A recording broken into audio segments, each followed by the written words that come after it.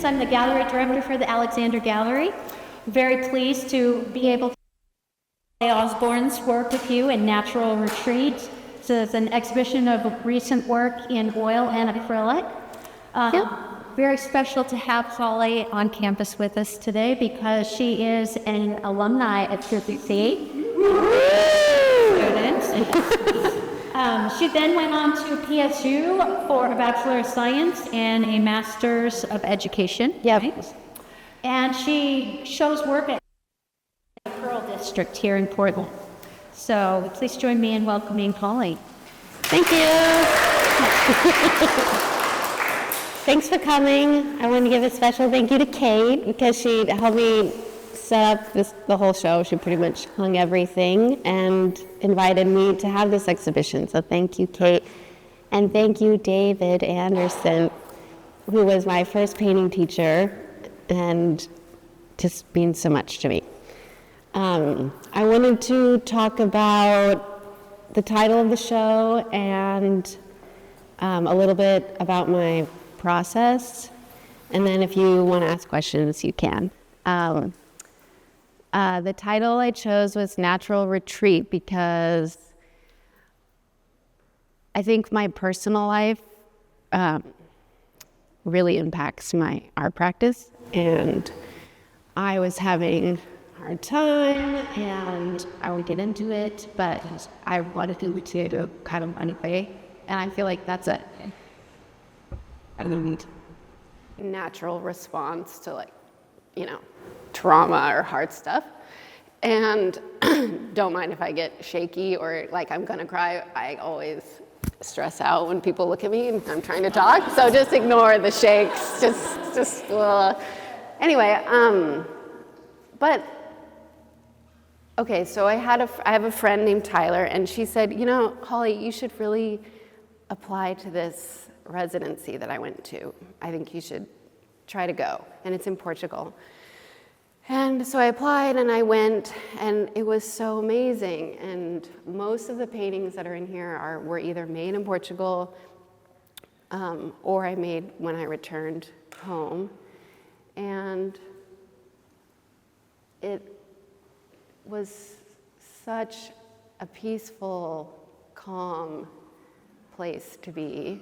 So it felt like Natural Retreat has two meanings. It's like my natural withdrawal from my life here, but also this natural retreat that you like a group retreat you go on. It's like peaceful and rejuvenating. So, if you're having a hard time in life, things get better and opportunities present themselves. So it's really important to listen to your friends.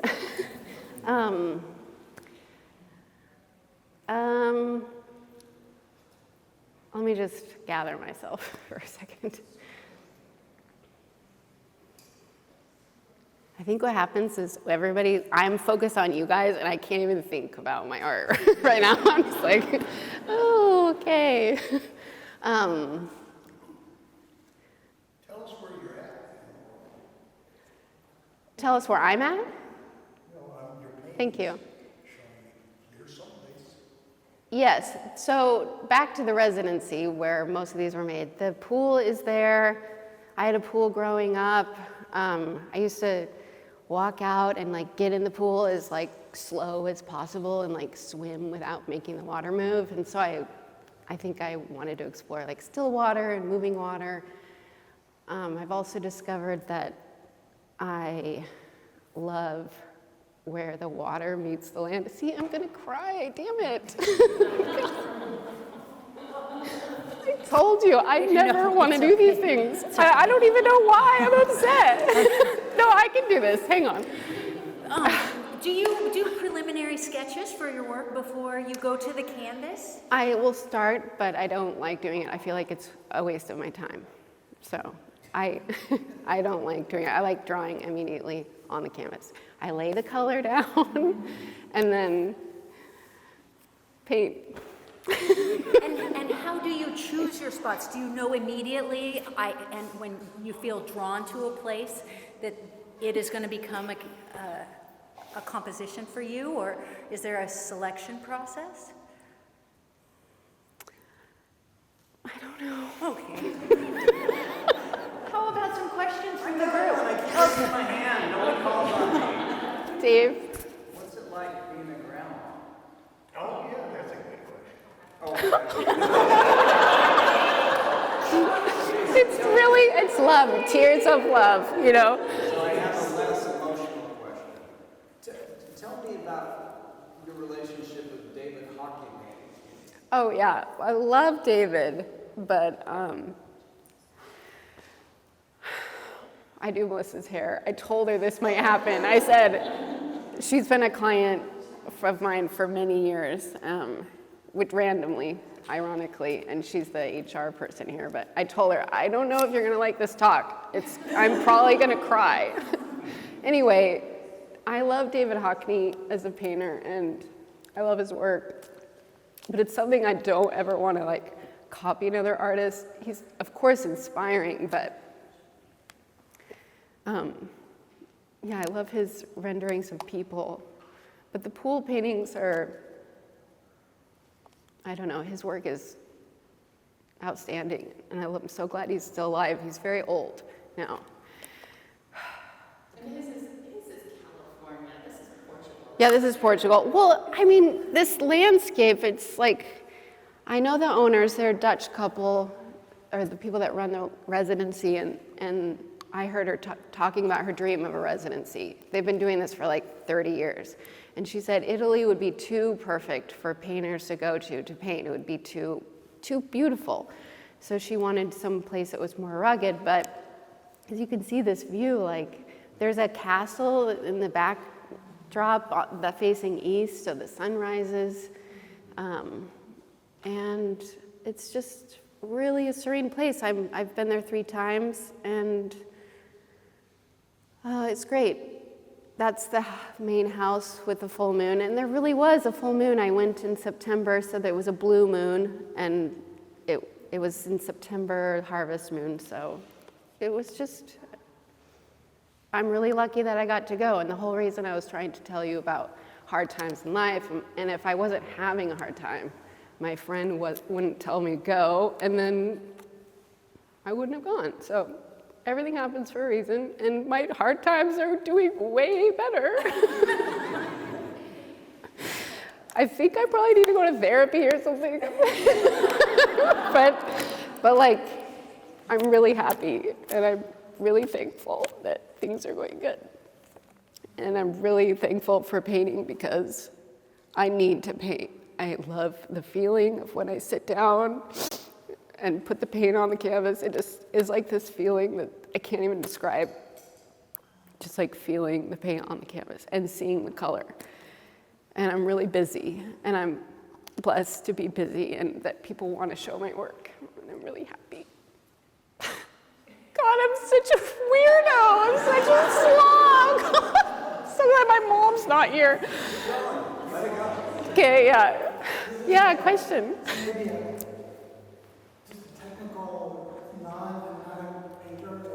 So I was just curious how you decide about materials. How you decide if you're going to use acrylic and oil, how you decide what material you're going to paint on, if there is a decision, if it makes a difference if it's living or canvas. I don't know anything about it, so I saw that you did these different things. Why didn't you do that? Yeah. Well, the acrylic, when you're painting, you cannot paint acrylic over oil. You can only start in acrylic, and it's usually like a rush. Like if I really want to get this painting going, but I want that background color, I usually start in acrylic, and then I like to mix a little marble dust in there, which they also have in Portugal randomly. They have these marble quarries where you can take all the marble you want for free. Anyway, I love mixing it into the acrylic paint because it creates this like really absorbent texture that's also really matte.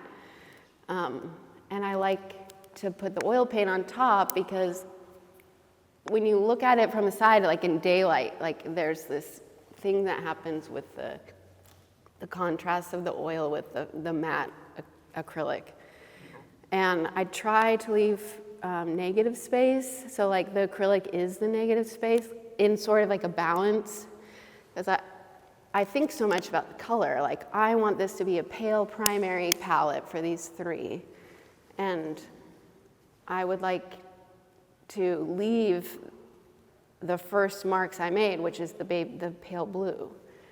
And I like it to be like the highlights. And it's almost like maybe a watercolor technique, but done with oil and acrylic, I guess, leaving the highlights as the ground of the painting. And I love oil paint so much. I never really learned to officially paint with oils. I just kind of started, and it was like frosting, and it's so different than acrylic, but it will stay wet for days, and I'm such a bad person about my brushes because I just paint, and then leave. You should see my studio. It's like such a nightmare. Hector knows. It's just like brushes everywhere, but you don't even have to wash your brushes. You just pick it back up in the morning and you keep painting on it, and it's just so nice.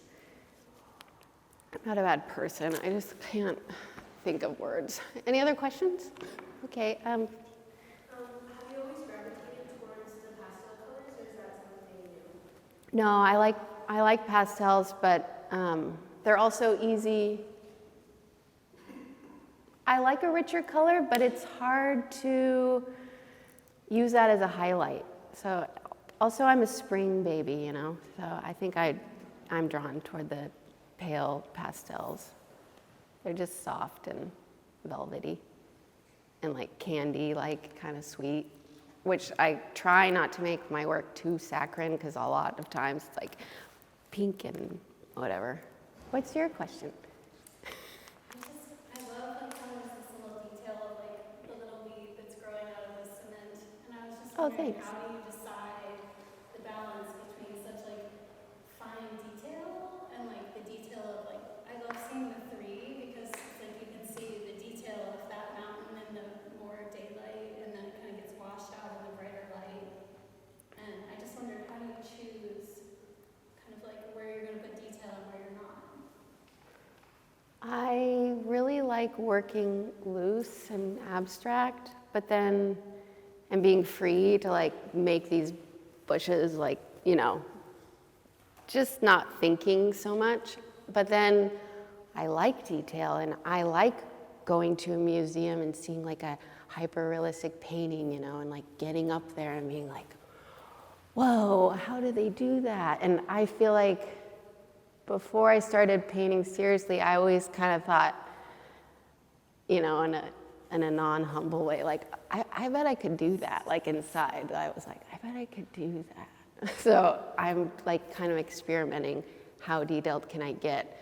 But then I get a little bit, I don't know if it's lazy or I don't want to spend so much time on that little cement couch. Like, I'll render it so it looks like the couch, or her leg, like her thigh and the shadows. I probably spend most time on skin and rendering it, trying my hardest to make it look real. But I also like, what is it, alla prima?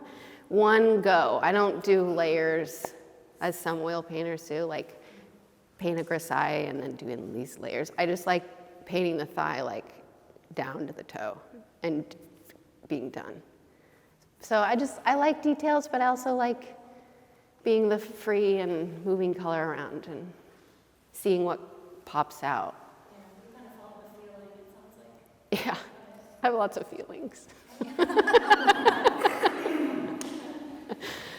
Thanks for your question. I just want to comment, and I just want to say I appreciate seeing your vulnerability here in this space. Thanks. As well as your pieces and the story that each one tells. And as a returning student, an alumni, it's really inspiring to see all of this, and let the tears flow. Thank you. It so much, and it makes me want to cry too. Oh, thanks. Please do. Oh, thanks for all your questions. Yeah. Hey, Kelly. Hi. Thank you. It's nice to be here. How did you get your relationship with Philip Gallery? Be represented by them? I think when I was at Portland State, there was this new gallery called the Erickson Gallery that they kind of created or moved into. and they asked me to show there. And I know Wilder was working at Froelich at the time, and he told me one day when I was visiting Froelich, hey, I think I'm going to bring Charles Froelich into your show. And so he did, and I think he liked the work, so he wanted to show it. It was really nice. Yeah. We would go to Froelich for First Thursday, my daughter and my grandchild there. Well, my grandchild wouldn't go yet, but actually he would. Do you know that you have... Anyway, I'm not going to get into science. Okay. But I love showing at Froelich. I also show at Sheffis Projects in Portland, and that's a very lovely gallery space as well. I recommend going. Now I'm done crying, and now I'm out of things to say, so. Oh, yeah, Dave. I have a lot of questions. Oh, great. Maybe you could address this because you're very controlled the way you paint. I know you're free-handing the bushes and leaving them alone. So there's that decision to back away from adding more detail. Yeah. I see like the only really spontaneous splatter where you really let go is the splash. Oh, yeah. Everything else is pretty controlled, but I also noticed some of the paintings may not be finished to some people's Oh, yeah. beliefs. So this internal decision that you make about not completely finishing a piece or stopping on the detail, how do you get to that point of saying, I'm not going to add any more leaves to that, or I'm not going to put more cracks in the cement, I'm not going to put any more paint on the foreground? Yeah, I know. Well, going back to that underpainting, I want some of that to show through, but I do struggle with when to know when to stop, because sometimes I stop really early and then the painting will go to a show or it'll hang on the wall for many months, and then I'll think, well, it's not done. I think like that pink garden painting, like that was much more sparse in the garden area, but I added and added and added more.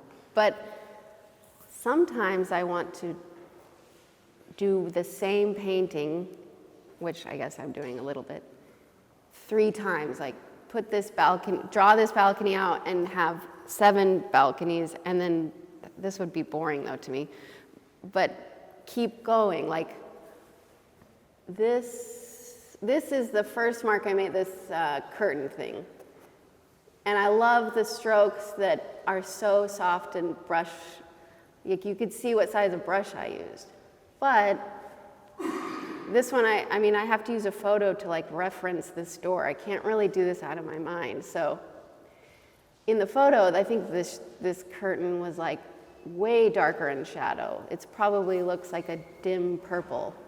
But I just love that it's so easy. It's like doing your makeup or like doing your hair. I guess I think of this because I'm a hairstylist, but I don't like things to be overdone. I like some of it just to be kind of easy and natural and like, oh, that's good enough. Like, that looks like an orchid. And I like that it's kind of flat underneath. It's kind of more interesting than if I sat and tried to paint an orchid hyper-realistically. And then all the attention, it wouldn't be balanced anymore. So I think about balance, I guess, like where there's like an easy mark, like in these quadrants. Does that answer your question? Yeah. Huh. I don't know. It's just instinctual. Yeah.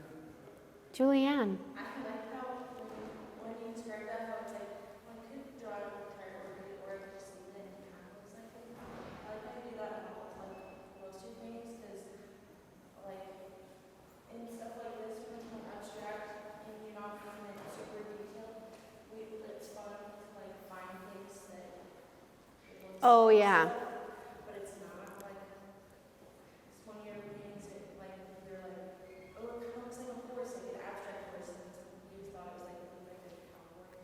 You're just like things don't look like they Yes. are, but And the viewer can see, I don't have those works that she's describing so much in here, but sometimes when I move into like just abstraction and don't look at any landscape, don't look at a photo, and I'll just move the paint, sometimes things come out you know, like maybe on this one, this courtyard, this is also at the residency.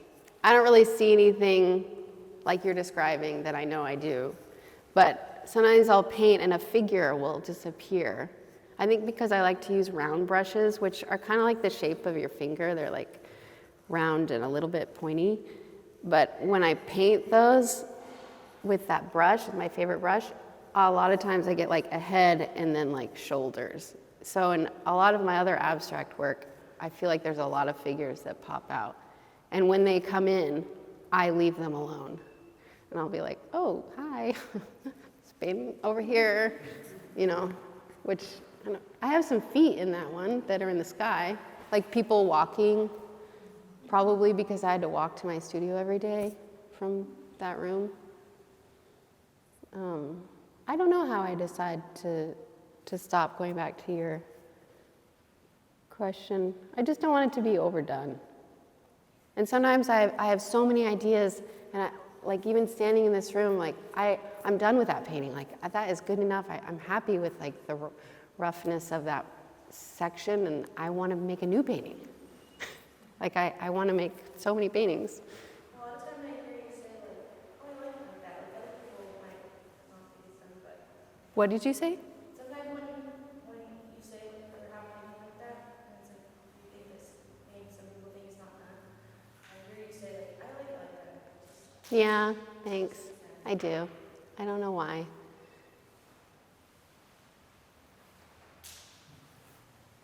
Thank you, Holly. Thank you.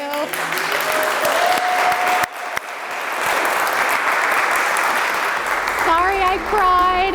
I'm sorry I cried, but thank you for coming.